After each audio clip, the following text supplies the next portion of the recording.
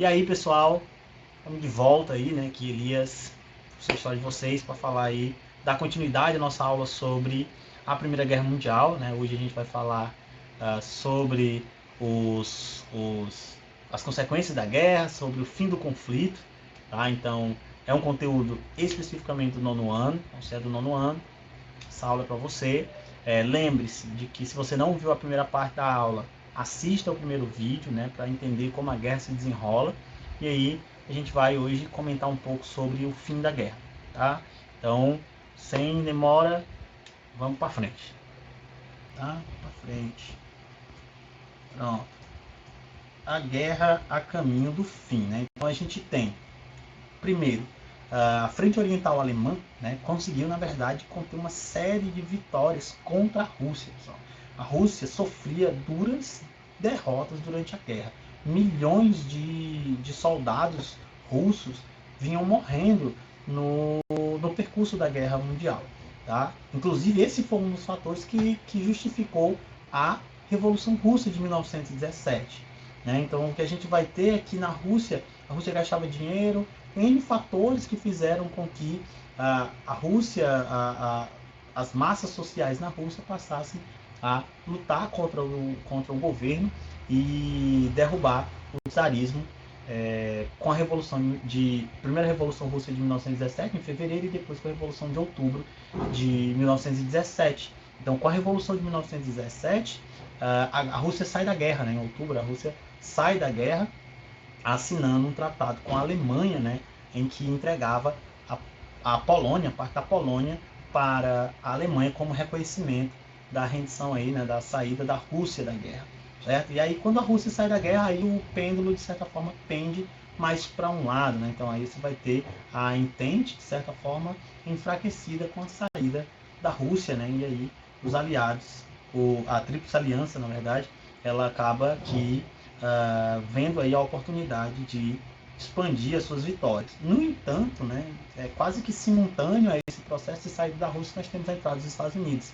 Né? Então, os Estados Unidos vai ter um navio afundado por submarinos alemães, né, principalmente ali na região da Inglaterra. Né? Então, os submarinos alemães faziam cerco à Inglaterra com o objetivo de impedir a chegada de suprimentos e alimentos.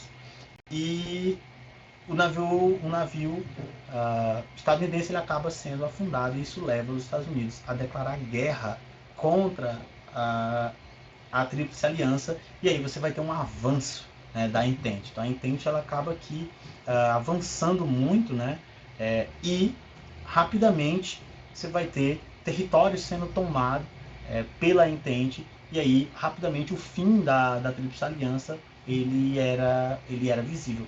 Né? Então, a queda do Império Austro-Húngaro, a rendição da Itália, e tudo isso acaba deixando isoladamente a Alemanha, que em 1918, o Guilherme II, então Kaiser, né, imperador, ele abdica, né, abdica do poder e inicia-se um governo, né, provisório lá, que assina a rendição. Então, com a rendição alemã, você tem o fim da Primeira Guerra Mundial.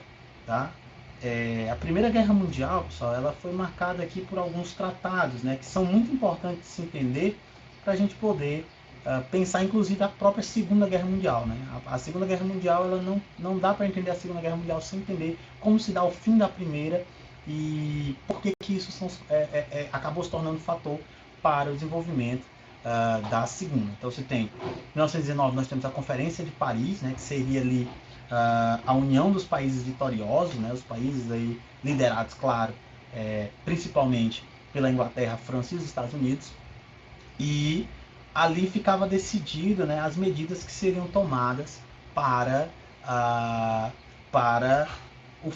conter, né, para manter a paz mundial. Né? Então, os Estados Unidos propõem uma série de medidas, né, para impedir que uma nova guerra viesse a acontecer.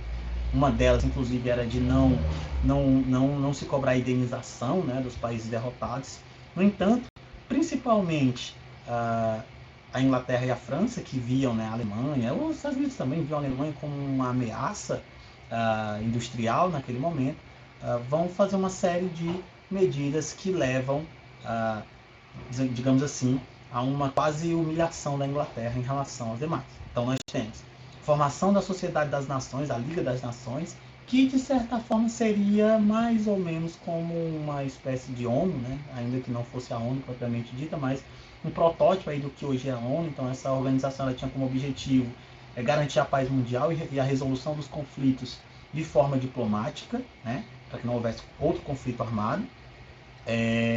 E nós temos aí o Tratado de Versalhes, né? O Tratado de Versalhes que provavelmente foi o tratado que leva necessariamente ou quase necessariamente à Segunda Guerra Mundial, né? Então o Tratado de Versalhes, ele o que ele definia? Primeiro ele definia a culpa, né? A culpa da guerra cai sobre a Alemanha, né? Tendo em vista que o Império Austro-Húngaro se desfaz, o Império Otomano cai também, as outras nações que se renderam antes acabam parcialmente absorvidas desse tratado, e aí a culpa cai sobre os alemães. Então a Alemanha ela perde as suas colônias, né, quase suas colônias, as minas de ferro, de carvão, é obrigada a pagar uma indenização de guerra exorbitante aos vencedores. A Alsácia e Lorena, que havia sido anexada pela Alemanha durante a Guerra Franco-Prussiana, que era um território francês, ela é devolvida à França, então obrigam a Alemanha a devolver. A Alemanha é obrigada a ceder uma parte do seu território à Polônia, né? Então o chamado corredor polonês. Então a Alemanha acaba sendo dividida por uma faixa de terra que pertencia à Polônia, então cria-se ali, né, essa cisão aí no meio da Alemanha. E a Alemanha tem uma série de limitações, né, de decretos que limitam o potencial bélico e as forças armadas alemãs. Então, a quantidade de homens, né, não poderia passar de 100 mil, a marinha britânica, a marinha alemã ficava impedida, né, de ser convocada, a indústria bélica ficava proibida, né, a produção de armas, tudo isso para limitar o poder da Alemanha, não só na Europa, mas na África também e tal. E isso leva necessariamente ao desenvolvimento, né? Foi, de certa forma, o motor que o nazismo, né, definido pelo Hitler, vai surfar nessa onda de descontentamento alemão. Tá? E claro que, além de tudo isso, você tem uma sociedade marcada pela crise pós-guerra. Certo? Então aí a gente vai ver aqui um pouco sobre as consequências da guerra. Né? Então, as consequências da guerra são muitas. Né? Então nós temos perdas humanas, você vai ter aí um número de mortos de aproximadamente 20 milhões ou 25 milhões, com um número próximo de feridos também, né? Danos ambientais e materiais, né, nos palcos da guerra, principalmente na Europa, onde você vai ter a destruição de cidades praticamente inteiras. Você tem a crise social e política. Então, com o fim da guerra, pessoal, essa sensação de insatisfação com os regimes e a descrença, principalmente na democracia, foi a base para o surgimento dos regimes totalitários, o nazifascismo, o nazismo, o fascismo, né? que foram regimes que surgem desse descontentamento com a democracia, com essa descrença das democracias liberais. Tá? Outro fator importante é que, com o fim da guerra, você vai ter um avanço, né, na luta pelos direitos das mulheres, porque durante a guerra, a maior parte da mão de obra masculina ela foi convocada para a guerra. E quem assume o posto desses homens são as mulheres nas fábricas. Né? Só que, com o fim da guerra, muitas dessas mulheres foram demitidas, né, expulsas, e aí a intenção era retornar àquela sociedade anterior à guerra, né, como se a ordem social pudesse voltar ao que era. E isso, na verdade, vai fazer com que as mulheres cada vez mais se organizassem em busca dos direitos, né, tendo em vista que a sua importância cada vez mais evidenciada, né, nesses momentos, elas passam a se organizar em comunidades, em associações, e aí é possível ver que após a Primeira Guerra Mundial você vai ter um avanço, né, no direito de voto, né, nos direitos trabalhistas das mulheres em diversos locais da Europa. Né? Você vai ter o sufrágio universal e por aí vai. Tá? Então a expansão, outra coisa importante é a expansão econômica dos Estados Unidos. Né?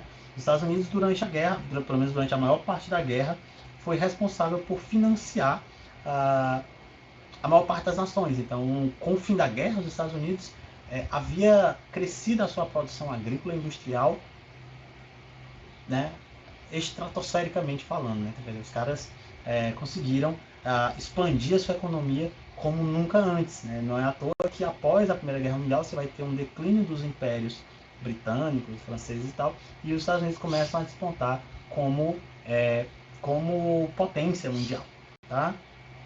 A Europa, a Europa e a África, né? Ela é redesenhada, tendo em vista que impérios se dissolveram, colônias foram anexadas, e aí você vai ter um novo mapa da Europa, né? Novos países passam a surgir com o fim da guerra. E na África, especificamente, aprofunda-se a luta contra a dominação imperialista. Ora, com o enfraquecimento dessas nações, com a luta desses soldados na guerra, ficava evidente que era possível lutar contra a dominação europeia. E isso vai se aprofundar, levando a guerras e, posteriormente, à libertação desses países, né, do domínio europeu. Então você vê que a guerra ela tem uma série de consequências profundas, né, tanto na Europa como no mundo. Então, aqui dá para a gente ver o Império, né, o Império Alemão, né, o Império Austro-Húngaro antes da guerra, né, como é que a Europa estava organizada antes da guerra. Você tem aí a França, a Alemanha, né, os regimes, e depois da guerra você vai ver uma série de novos países surgindo, né? Olha só aqui, esses países vermelhos aqui são os países que surgiram após a Primeira Guerra Mundial. Você tem a Finlândia, a Estônia, a Letônia, a Lituânia, a Prússia, né? Prússia Oriental, no caso aí, a Polônia, né? que se torna independente. Nós temos a Tchecoslováquia, a Áustria e a Hungria, né? Se separam do que antes era o Império Austro-Húngaro, a Iugoslávia.